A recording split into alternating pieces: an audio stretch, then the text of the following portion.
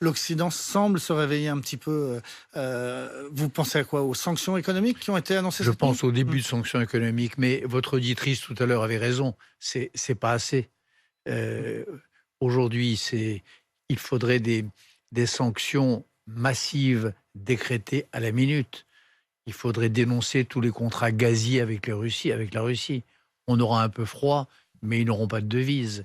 Il faudrait exclure aujourd'hui même la Russie du système d'échange SWIFT. Il faut qu'il soit incapable de vendre 1 litre de pétrole ou d'acheter une pièce détachée de voiture à partir d'aujourd'hui.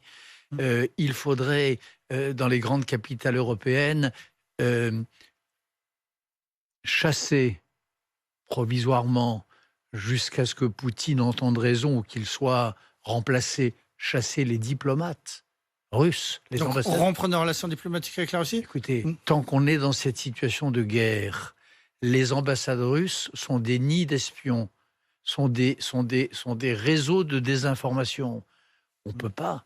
Alors, bien sûr que je comprends bien qu'on n'envoie pas des soldats de l'OTAN, il n'y a pas d'alliance militaire, hélas, avec l'Ukraine. Mais enfin, on ne peut pas accepter que dans les grandes capitales européennes où se décide notre stratégie, il y ait des nids d'espions et des informateurs.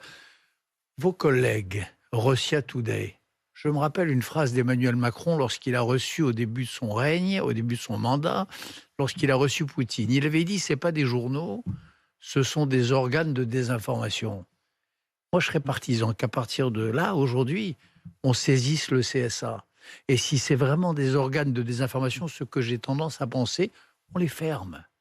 Tant qu'on est en situation de guerre, on ferme Russia Today. Oui, mais On le alors, suspend. on fait un peu comme Poutine. Censurer un média, c'est pas forcément la solution. C'est pas Surtout un que ce média, média, personne ne le regarde. mais c'est pas un Personne ne média. le regarde. Justement, la question que je pose, c'est est-ce que c'est un média ou est-ce que c'est un organe de propagande?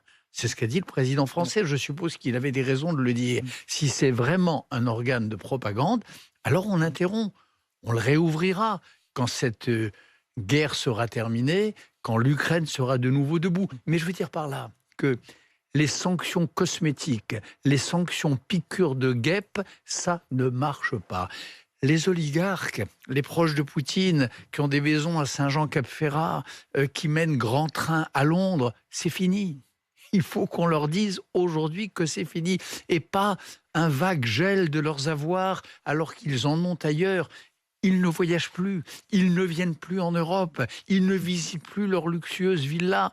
Les sanctions, pour être efficaces, elles doivent aller jusque-là.